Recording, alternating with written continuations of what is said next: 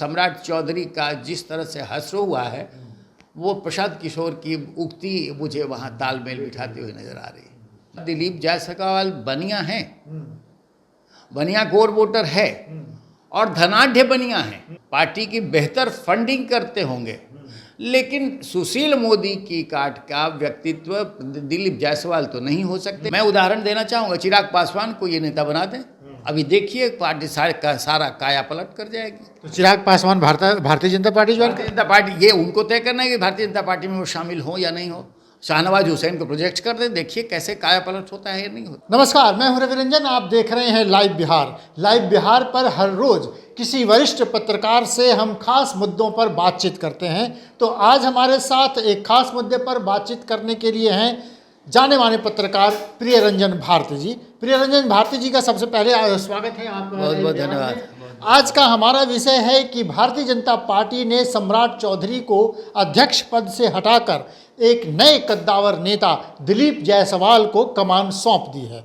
तो दिलीप जायसवाल को कमान सौंपने के पीछे पार्टी की मंशा क्या है? क्या पार्टी के भीतर कोई हलचल है? पार्टी के भीतर कुछ ऐसा चल रहा है जिससे जाति समीकरण को या दूसरे किसी समीकरण को साधने की कोशिश हो रही है? महत्वपूर्ण बात यह है कि दिलीप जायसवाल ने कमान संभालते ही ये कहा कि वो पार्टी के जो क्षुब्ध कार्यकर्ता हैं, जो नाराज कार्यकर्ता हैं, उनको एकत्रित करेंगे, उनको एकजुट करेंगे और फिर से पार्टी में जान फूंकने की कोशिश करेंगे। तो क्या भारतीय जनता पार्टी के कार्यकर्ता नाराज हैं? क्या ये प्रशांत किशोर का असर है? क्योंकि प्रशांत किशोर जो कोशिश कर रहे हैं उसके पीछे भी कहानी यही है कि सभी पार्टियों के नाराज कार्यकर्ता उनके टारगेट पर हैं और उन सबको अपनी पार्टी में वो शामिल करा रहे हैं। तो दिलीप जायसवाल भारतीय जनता पार्टी में कितनी ताकत भर पाएंगे और क्या सचमुच में भारतीय जनता पार्टी के कार्यकर्ता नाराज हैं? इसी पर बातचीत करने के लिए हमारे साथ हैं प्रियरंजन भारती जी। तो सबसे पहले मेरा सवाल तो यही है कि आप दिलीप जायसवाल को अध्यक्ष बनाया गया, इसके पीछे आप क्या देखते, क्या राजनीति? देखिए, एक कहावत है गांव में, बड़ी पुरानी कहावत है ये, कि पुराने चावल से ही पल्थ पड़ता है। अब चिकित्सा पद्धति काफ़ी विकसित हो गई है, तो अब सारे पहले जांच वगैरह के बाद सब कुछ सामने आता है, तब इलाज होता है। लेकिन पहले जब बुखार होती थी, लंबे मियादी बुखार होती थी, तो लोगों का जो बीमार होता था उसका अन्न पानी छुड़वा दिया जाता था, उसको बार्ली और साबूदाना का सूप वगैरह मिलता था, बिल्कुल वो जो सुपाच्य हो सके। इसके पीछे बस यही मकसद होता था कि इसके शरीर की क्षमता अभी कम है, सुपाच्य भोजन ले, और जब बुखार का क्रम टूटने लगता था तो उसको गीले चावल का, पुराने चावल का गीला भात, जिसको माड़ सहित बिहार के लोग माड़, उसको पंथ पढ़ना कहा जाता था कि पंथ पढ़ेगा, तो पंथ पढ़ता था और उसको वो तब होता था जब दुरुस्त हालत हो। सक्सेस स्टोरी जब लिखी जाती है किसी भी पटकथा की, तो उसके पीछे पुरानापन ही होता है, जो कोर, जो आधार, जो जमीन होती है। मैं उससे इसलिए जोड़ना चाहता हूँ कि पुराने चावल से पत्थर पड़ता है, तो अब भाजपा को भी अपने पुराने और कोर वोटर्स की याद आ रही है। बहुत सारे प्रयोग कर लिए इन्होंने, हवा में पतंगबाजी खूब कर ली, लेकिन हासिल जमात कुछ नहीं हुआ और औंधे मुँह धड़ाम गिरे। कई क्षेत्रों में आपने उसकी अलग से समीक्षा की जानी चाहिए। लेकिन अब जब वो कोर वोटर समूह की तरफ बीजेपी देख रही है, तो उसे लगता कि हमारा बनिया समाज ही, जिसके बूते हम आगे बढ़ते रहे हैं, उसको ही अध्यक्ष बना करके चला जा सकता है। और दिलीप जायसवाल को इसीलिए चुना गया और सम्राट चौधरी की छुट्टी कर दी गई। अच्छा, वो एक था कि लौकुश समीकरण पर नज़र थी, इसीलिए सम्राट चौधरी को लाया गया। तो क्या सम्राट चौधरी उसमें सक्सेस नहीं हुए? भारतीय जनता पार्टी को बात ये समझ में आ गई कि हम अपने ही जो हमारे कोर वोटर्स हैं उसी को अगर ध्यान नहीं रखेंगे तो बाहर से जो लोगों को लेके आएंगे उससे पार्टी का अहित हो रहा। ये समझा तब तो, और क्योंकि लवकुश समीकरण उनका नहीं अपना है, वो नीतीश कुमार के साथ है। नीतीश कुमार के साथ आपका गठबंधन है और ये कुशवाहा समाज के प्रतिनिधि के रूप में एक अखंड नेता के बतौर लाए गए थे। इनकी अक्खड़बाजी थी और दे हाथ बांधने वाली अदाएँ थी इनकी, लेकिन वोट तो नहीं ना जोड़ सके। ज़मीन का आपका कुशवाहा समाज का वोट ही नहीं जुट पाया, जो काराकाट की परिस्थिति और उपेंद्र कुशवाहा को कहना पड़ा हम हारे नहीं हराए गए हैं। और आपने फिर लाइन से 6 सीटें जो आखिरी लोकसभा में थी, आखिरी चरण में, उसमें से 7 में 6, 8 में 6 आप हार गए। तो ये आपका लव कुश समीकरण आपके साथ कहाँ जुड़ा? आपका कोर वोटर भी आपसे नाराज होता चला जा रहा है। इसलिए अति महत्वाकांक्षी होने के बाद जो इनको हताशा और निराशा हाथ लगी है, इसलिए सीख लिए और इन्होंने पुरानेपन की तरफ, अपने कोर वोटर्स की तरफ लौटने की सोची। एक और कारण हो सकता है, प्रशांत किशोर ने जब से ये घोषणा की है कि बिहार के सभी सीटों पर वो चुनाव लड़ेंगे, अब तो पार्टी की घोषणा करने वाले हैं, तो उनकी पार्टी में भी बड़ी संख्या में ऐसे लोग जा रहे हैं जो किसी न किसी पार्टी से नाराज हैं। राजद के नाराज लोग जा रहे हैं, कांग्रेस के नाराज लोग जा रहे हैं, भारतीय जनता पार्टी के भी लोग जा रहे हैं। तो आपको लगता है कि पार्टियों के भीतर हलचल इस कारण भी है? लेकिन नई कोई भी चीज़ होती है तो हलचल पैदा ही करती है। आपने एक तजुर्बा हासिल किया होगा जर्नलिज्म में भी, और समाज का ये यूनिवर्सल ट्रूथ है, कोई भी नई चीज़ हलचल पैदा करती है। अगर अन्ना आंदोलन के बाद अरविंद केजरीवाल आए, जिस तरह से उन्होंने दिल्ली और पंजाब में अपनी सत्ता हासिल कर ली, वो नएपन के साथ ही यहाँ भी अभी प्रशांत किशोर एक चुनावी रणनीतिकार है। एक काम इनका बहुत ठोस हुआ है कि पिछले 2 साल 1.5 साल से ये लगातार पब्लिक से कनेक्ट कर रहे हैं, लोगों की उम्मीदों को टटोल रहे हैं और उन्हीं उम्मीदों के अनुसार लोगों की आशाओं को जगा रहे हैं। तो लोगों को लग रहा है एक सपना हकीकत बदलते जैसा दिख रहा है। वैसी स्थिति में जो लोग भी जहाँ से हैं नाराज हैं, स्वाभाविक है कि उधर का रुख करेंगे और बड़ी तेज़ी से लोग उधर पलायन करेंगे। ये खतरा तो है। और आपको याद होगा, मैं स्मरण कराता हूँ, प्रशांत किशोर ने एक बात और कही थी जिस पर मैंने भी अपने वीडियो में अपने चैनल में वीडियो बनाया था।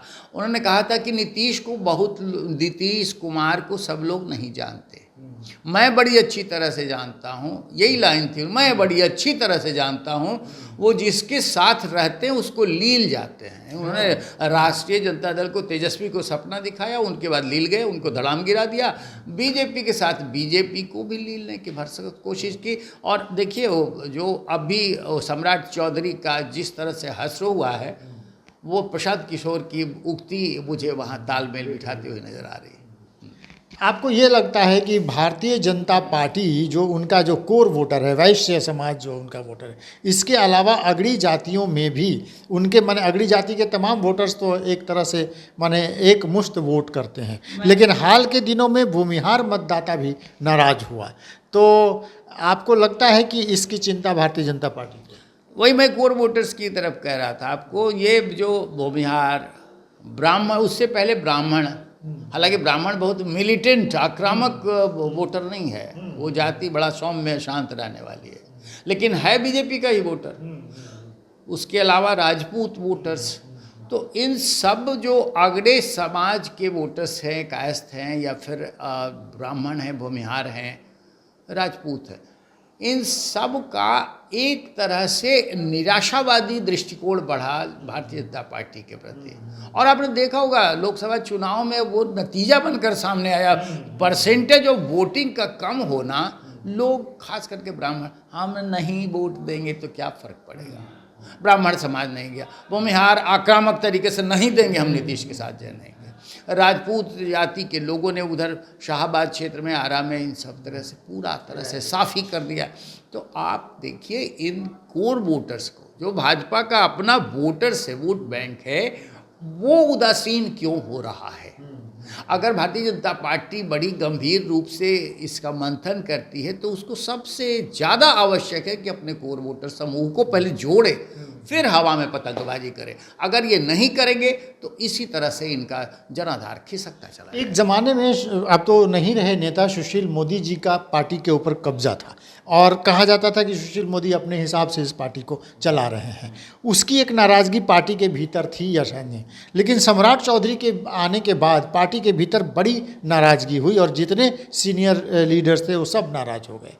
तो आपको लगता है कि ये दिलीप जायसवाल इस कमी को पूरा कर पाएंगे?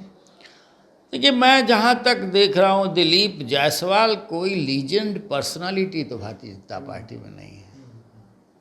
मैं बड़ी साफगोई से कह देना चाहूँगा, दिलीप जायसवाल बनिया हैं, बनिया कोर वोटर है और धनाढ़ बनिया है।